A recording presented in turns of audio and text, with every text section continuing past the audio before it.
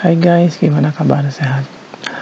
Oke guys, pada kesempatan kali ini kita akan belajar diskusi dan sharing mengenai alur pengajuan proposal di sekolah versi PMR SMKN 3 Bandung.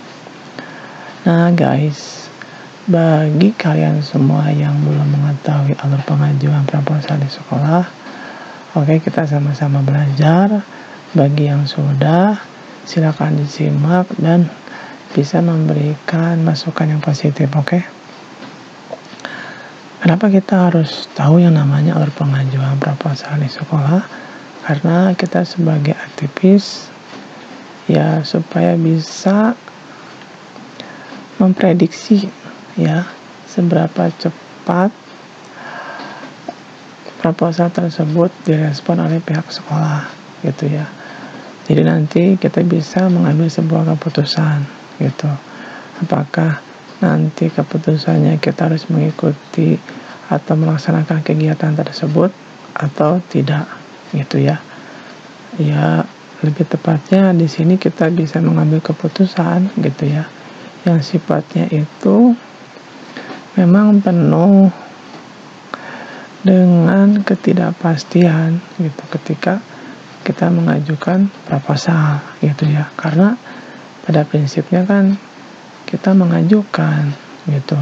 Kalau mengajukan kan bahasanya jadi bisa diterima sama bisa ditolak, gitu. Jadi kayak harap-harap cemas, gitu ya. Makanya kita itu perlu tahu, gitu kan, bagaimana polanya, alurnya, gitu.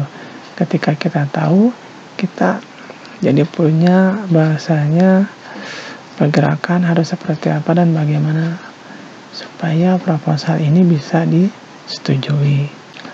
Oke, sudah siap guys? Kita masuk ke lembar berikutnya.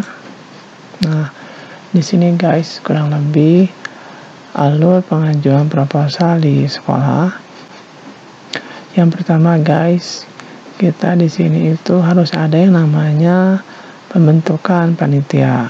Nah, contoh kita ngambil sebuah kasus kepanitiaan MPLS ya 2022, karena kita sebentar lagi akan menghadapi yang namanya MPLS ya, atau masa pengenalan lingkungan sekolah.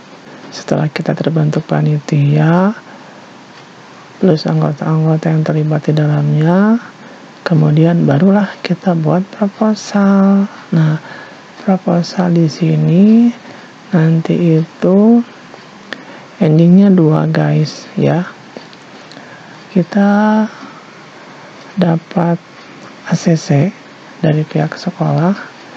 Nah, kalau di ACC itu biasanya kita dapatnya izin plus dana.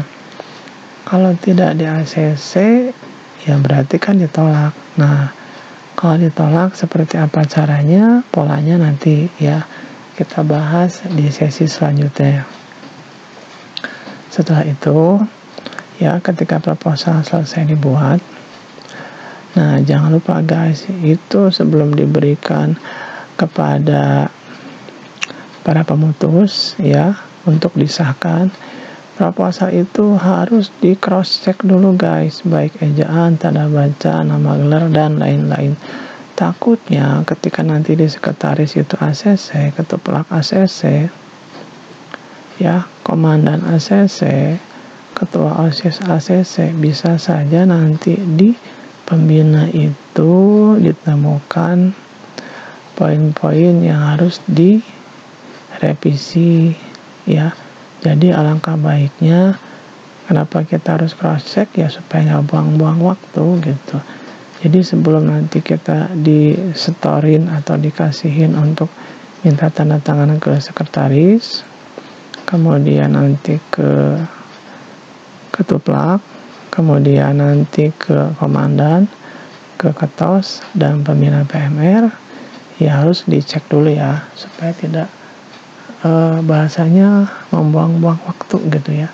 Jadi ketika kita setor, langsung beres, langsung ditandatangan, ya, tidak ada koreksian.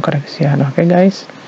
Nah, biasanya untuk penyerahan proposal itu ke lokasi bidang kesiswaan itu Di sini akan jelasinnya ada 2 versi.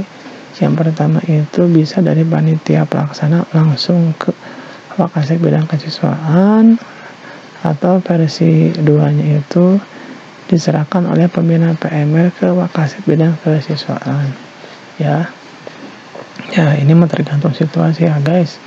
Misalnya ketika kalian menghadap ke pembina dan ketika ditandatangan oleh pembina, biasanya nanti kalian mendapatkan arahan-arahan ya, atau misalkan ya udah silakan dari pihak panitia untuk menghubungi Wakasek bidang kesiswaan, ataupun dari pembina nanti diteruskan ke Wakasek bidang kesiswaan.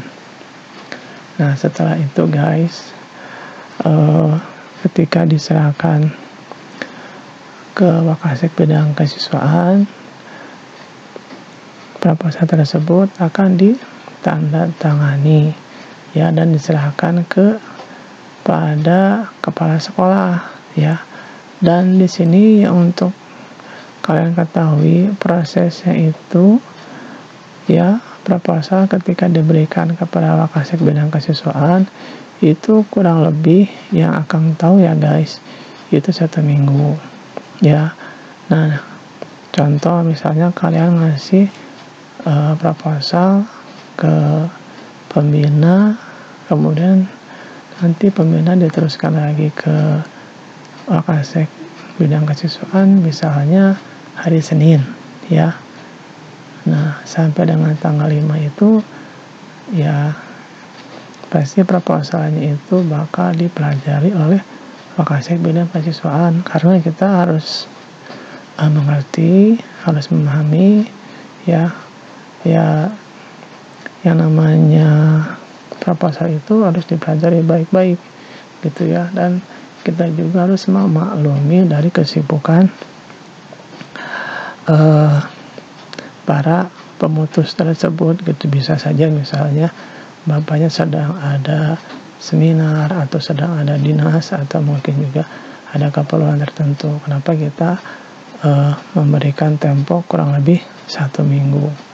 Nah, ketika nanti 1 minggu itu sudah berlalu, kemudian nanti kita cross check deh, bisa datang langsung ke Wakasek bidang kesiswaan, maupun kita nanti minta arahan dari pembina seperti apa hasilnya. Oke. Nah, ketika nanti proposal itu setelah di-ACC oleh Wakasek bidang kesiswaan ya, kemudian nanti di-ACC oleh kepala sekolah. Nah, biasanya nanti kita itu untuk pencairan dana ke tata usaha, dan untuk para pihak yang terlibat proses pencairan dana tersebut biasanya dari ketua pelaksana, komandan, atau yang mewakilinya, plus pembina PMR ya guys. Silakan jika ada yang ingin ditanyakan atau kurang jelas, kalian bisa memberikan pertanyaan di kolom komentar. Akan cukupkan materinya. Semoga bermanfaat. Terima kasih. Bye-bye.